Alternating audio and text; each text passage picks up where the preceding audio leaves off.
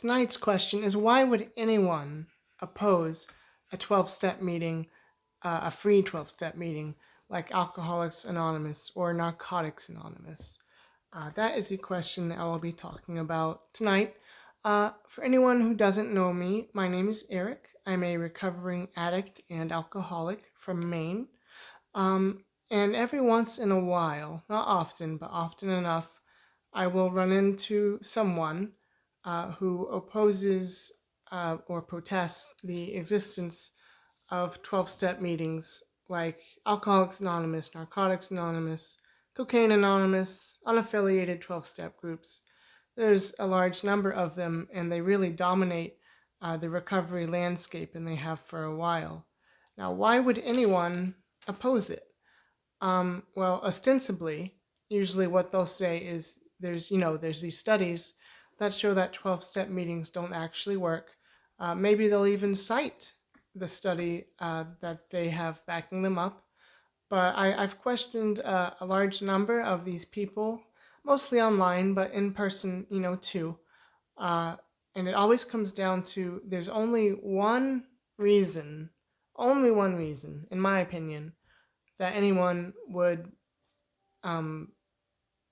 protest against or oppose free 12-step meetings, and that is God.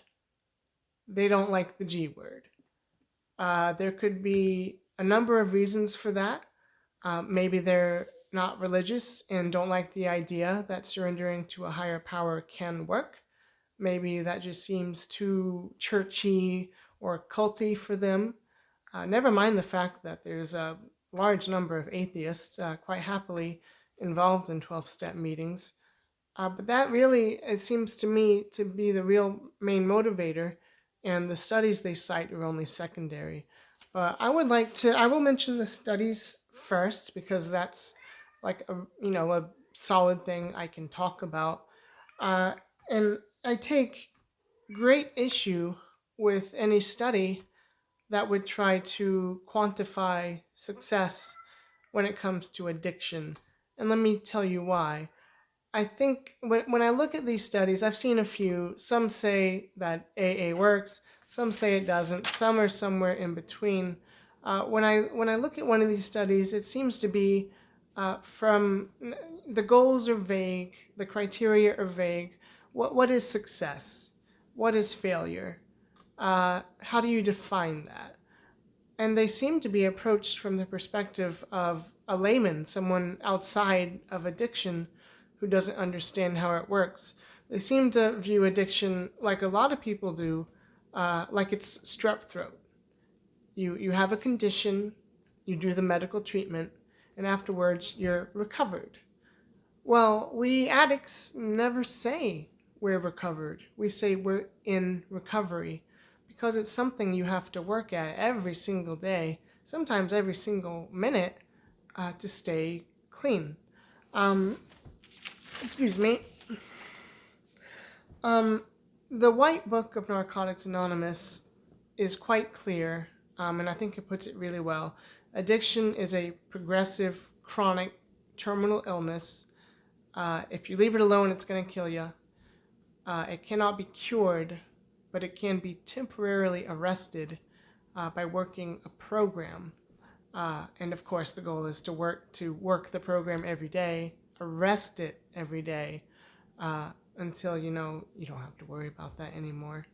And that's how it's, because when you're a classic alcoholic who has no regulatory power over their substance intake, one is far too many, 1,000 is never enough. Your default state is you're either drunk, you're high, or you're trying to get drunk or high, and you don't care who gets hurt. That is your default state of being without some kind of program or some kind of intervention. Because for the classic alcoholic, being sober is uncomfortable. Even before you drink or use drugs, sobriety has always been just kind of uncomfortable. Or maybe you have trauma where day-to-day existence just it's not comfortable. You don't like it. So substances serve as an escape, and once you come in contact with the substance, there's some kind of mechanism there that it all goes out the window. The train leaves the station, and you're not in the driver's seat anymore if you ever were. So looking at it from that perspective, which I as an addict can back up 100%, any amount of recovery at all is a miracle. If you get 10,000 people, 10,000 alcoholics, and you put them in AA, and only one person recovers, even temporarily, to me that is success, because of how insidious and powerful addiction is. Cunning, baffling, and powerful, as it says in the Blue Book. It's very difficult to treat. It resists treatment. It's a disease that wants you to have it. It's a disease that wants to exist almost. So any amount of recovery is remarkable and a success in my experience. If a newcomer comes to the program and they stay sober for 20 days and then they relapse, a study might quantify that as a failure. But from the perspective as an addict, that's 20 days of sobriety that person just earned that they would not have had without working a program. That's 20 days of success. We say all the time in Narcotics Anonymous, just for today. Just for today. You work the program every day, and every day that you're clean is a success story. So I do find it almost a little offensive that these studies will try to approach addiction as something that can be cured, that, going to a meeting just somehow is supposed to end it somehow, when that's not how addiction works, and that's not even how meetings work. But beyond that, I would also like to move on to the higher power thing. A lot of people are under the mistaken impression that Alcoholics Anonymous and Narcotics Anonymous are religious programs. They might call themselves spiritual programs because all 12-step programs entail surrendering to a higher power. And most people are naturally theists, so they pick God. Some meetings even do have a pretty religious flavor, especially if you're meeting in a church. But it's not a religious meeting. There's no specific creed. Any creed, any gender, they can join AA. The only requirement for membership is a desire to stop drinking. I've seen a lot of people, a lot of atheists in AA who their higher power is their kids, the universe. Some people use the acronym GOD, G-O-D, group of drunks.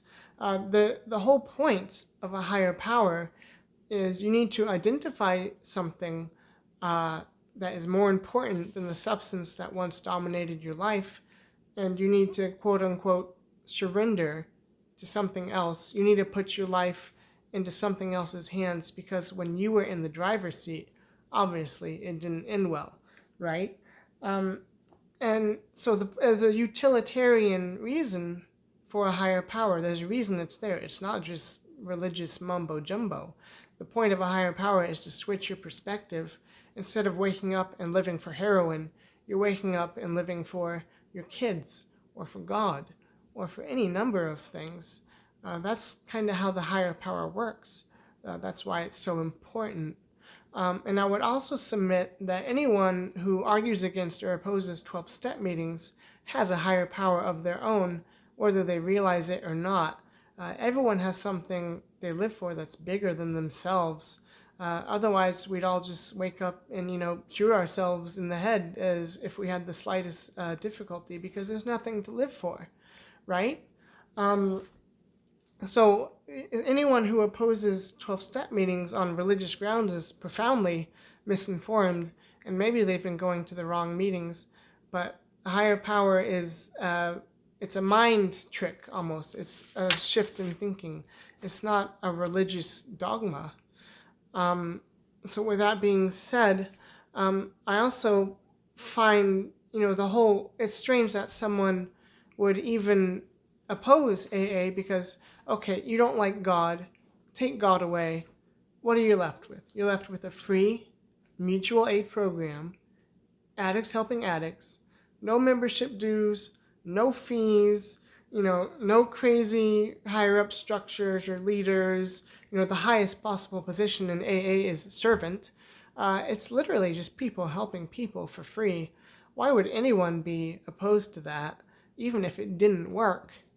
And I also want to say, it's strange that this even comes up because people almost think of 12-step. They think of recovery programs as mutually exclusive. Like, don't do Alcoholics Anonymous because there's other means of recovery you can do that work better. Okay, we can sit here all night and debate about whether there's other means of recovery that work better. There's, MAT, there's smart recovery, there's addictions counseling, there's psychiatry, which is specifically discussed in both the Blue Book and the White Book. They don't say psychiatry is wrong, but they say it wasn't enough. And it's strange that it's almost, they talk about it like these are competing things, like you can only do one or the other. In reality, in 1 week, you can go to a 12-step meeting, you can see a psychiatrist, you can go to an addictions counselor, you can talk to someone about starting MAT, even if that is frowned upon in some 12-step programs because it is a program of complete abstinence. However, you won't be barred from meetings just for that. The point is they're not mutually exclusive. You could do everything. You could do every recovery method at once. And so why even have this debate? If someone wants to go to AA to try it, they should just try it. Give it. What do you have to lose? It might help you.